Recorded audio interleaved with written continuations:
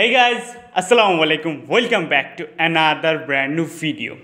After a long time আমি এই চ্যানেলে একটা ভিডিও আপলোড দিচ্ছি। তো আমি মূলত এই চ্যানেলে বাইক রিলেটেড কন্টেন্ট আপলোড দিই because I love bikes and I love to make bike related content.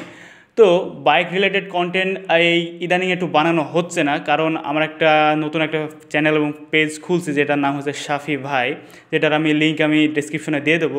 ওখানে আমি কিছু কাজ করছিলাম, কিছু প্রজেক্ট নিয়ে, ওই জন্য এই চ্যানেলটিতে ভিডিও আসছিল না, কিন্তু নেক্সটে আশা করা যেতে পারছে এই চ্যানেলটিতেও ভিডিও আসবে। তো আজকের ভিডিওর টপিকস হচ্ছে এটা না, আজকের ভিডিওর টপিকস হচ্ছে অন্য কিছু। আমি যখন আমার এই ইউটিউব জার্নি শুরু করি তখন আমার কাছে স্পেসিফিক কোনো চ্যানেল ছিল না, যার কারণে আমার এই একটাই চ্যানেল ছিল অ্যান্ড এই একটা চ্যানেলে আমি সব কিছু করতাম। আমি বাইক রিলেটেড ভিডিও আপলোড দিতাম, প্লাস আমার যদি কোনো ব্লগ ভিডিও থাকতো ওইটা আমি আপলোড দিতাম। তো আমি এই চ্যানেলে একটা ভিডিও আপলোড দিয়েছিলাম আমার ফার্স্ট কলেজ হিসেবে। একটা ভিডিও আছে এখানে যেটা ছিল Rajshahi cantonment public school and college. তো আমি Rajshahi cantonment public school and কলেজে পড়তাম, ফার্স্ট ইয়ারে ভর্তি হয়েছিলাম। তো যখন ফার্স্ট ইয়ারে ভর্তি হই তখন আমি ওই কলেজ নিয়ে একটা ভিডিও বানাইছিলাম। তো এখন 2025 সালে এসে অনেকেই এখন পরীক্ষা দিয়েছে, 25 সালে এসএসসি পরীক্ষা দিয়েছে। তো এবং অনেকেই রাজশাহীতে আসতে চাচ্ছে এবং অনেকেই আমাকে কি বলছে যে ভাইয়া এই যে কলেজে ভর্তি হবো, কলেজে তো আপনি পড়েন, মানে এখন কিন্তু আপনারা জানেন না যে আমি কলেজ থেকে টিসি নিয়ে অন্য একটা কলেজে গেছি। তো কলেজের টিসি নিয়েছি কেন, কি কলেজের ফ্যাসিলিটিস কেমন, কি প্লাস এই কলেজের প্লাস অনেক ডিটেলস, মানে এভরিথিং আমি আপনাকে এই ভিডিওতে জানাই দেবো। তো সব কিছু জানার জন্য মূল এই ভিডিওতে থাকেন। তো স্টোরিটা শুরু করা যাক 2024 সাল থেকে। 2024 সালের আগস্ট মাসের 8 তারিখে আমাদের কলেজ শুরু হয়। তো তার আগে জুলাইয়ের কিছু আন্দোলন হাবিজাবি অনেক কিছু চলছিল, তারপরে আমাদের ফাইনালি আগস্টের 8 তারিখে কলেজ শুরু হয়। তো আমি ওই আগস্ট মাসটার আমি যেতে পারি না, সেপ্টেম্বরের 1 তারিখ থেকে কলেজে শুরু করি। তো কলেজ তো শুরু হয়ে গেল, কিন্তু কলেজে ভর্তির বিষয়টা বলতে পারলাম না। কলেজে ভর্তি হতে আমার টাকা খরচ হয়েছিল 28,500 টাকা, মানে প্রায় 30,000 টাকার কাছাকাছি আমার খরচ হয়েছিল এই কলেজে ভর্তি হইতে। তো আমি ভাবলাম যে তাহলে অনেক ভালো, অনেক বেশি ফ্যাসিলিটিস হবে।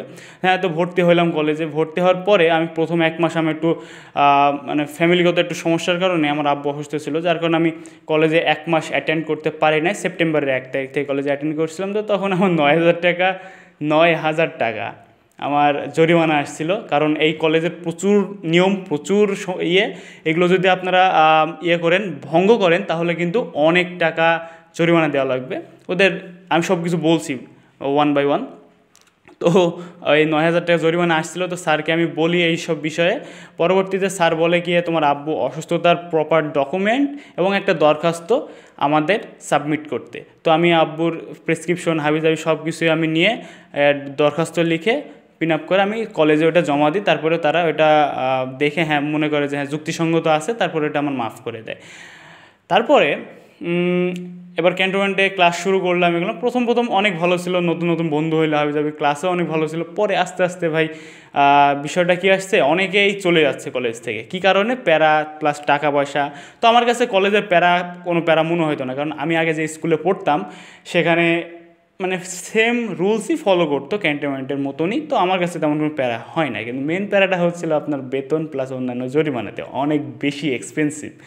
তো মাসিক বেতন ছিল এখানে 2700 টাকা। মানে এখানে আপনার দুইটা ক্যাটাগরি আছে। একটা হচ্ছে আপনার যদি আপনি আপনার পিতা কিংবা মাতা যদি আর্মিতে যদি চাকরি করে থাকে তাহলে সেখান থেকে আপনি অনেক বেনিফিট পাবেন। আপনি ভর্তির ক্ষেত্রে অনেকটা কমে ভর্তি হতে পারবেন, প্লাস মাসিক বেতন অনেক কম দেওয়া লাগবে আপনাকে। তো আমার পিতামাতা কেউই আর্মিতে ছিলেন না, যার কারণে আমাকে আর 5টা মানুষের মতোই 28,500 টাকা দিয়ে ভর্তি এবং মাসিক বেতন 2700 টাকা দেওয়া লাগতো।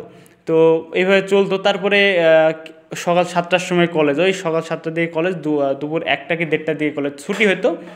অ্যান্ড সারাদিন কলেজে বাইরে মানে ক্লাস চলাকালীন একটা ক্লাস শেষ হওয়ার পর আর একটা ক্লাস শুরু হয়ে যেত, 5 মিনিট বিরতি থাকতো। ওই 5 মিনিটের মধ্যে ক্লাস থেকে বেরোনো যাবে না, ক্লাসেই থাকা লাগবে। এরকম অনেক নিয়মকানুন আছে। তো সব কথার এক কথা, আমি এখন কলেজ থেকে চলে আসছি কেন এই বিষয়ে। তো আমার এই যেই খরচটা আমি বেয়ার করতে পারছিলাম, অনেক বেশি কস্ট পড়ে যাচ্ছিলো, যার কারণে কলেজ থেকে আমি চলে আসছি। অ্যান্ড ওদের রুলস রেগুলেশন অনেক বেশি টাফ, অ্যান্ড ওদের এক্সাম অনেক বেশি টাফ। মানে সাধারণ একটা স্টুডেন্ট যদি ওইখান থেকে যায় প্রথম সেট আপ করতে পারবে না, কিন্তু আমি পারছিলাম। আমার কাছে তেমন কোনো প্যারা হয় নাই, কারণ আমার কাছে নর্মাল, আমি ছোটো থেকে এটা দেখে দেখে বড়ো হয়েছি, যার কারণে ক্যান্টনমেন্টে যে আমার এটা কোনো প্যারা হয় না। কিন্তু অনেকে আছে না যারা সরকারি স্কুল থেকে পড়ে গেছে, কোনো দিন তো ক্লাস এমন অনেক সময় হয় না সরকারি ক্লাসে, তো যার কারণে ওই সব জায়গায় যদি ওরকম স্টুডেন্ট যায় তাহলে তাদের কাছে একটু প্যারা খাওয়া লাগতে পারে।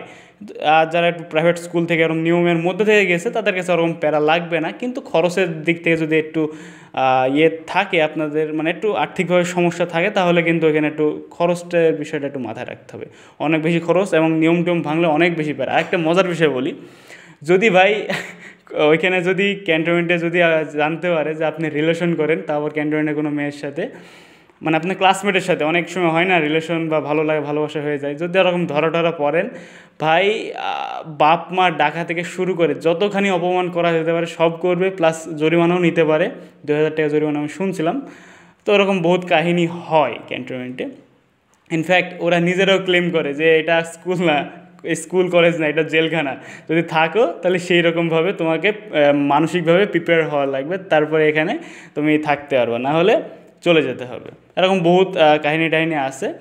তো দিন শেষে একটা জিনিস কি, আপনার এখান থেকে রেজাল্ট হয়ে যাবে একটা, যদি ভালো মোটামুটি একটা রেজাল্টের কথা বলেন, A+ কিংবা A+-এর কাছাকাছি, ওরকম একটা রেজাল্ট হয়ে যাবে। কিন্তু অনেক প্যারা খাওয়া লাগবে, অনেক টাকা খরচ করা লাগবে। মানে অন্যান্য কলেজের থেকে ক্যান্টনমেন্টে, মানে Rajshahi cantonment public school and college যেখানে আমি পড়তাম, তো অনেক খরচের বিষয়টি, যার কারণে আমি এটা অ্যাভয়েড করে এখন অন্য একটা কলেজে ভর্তি হয়েছি।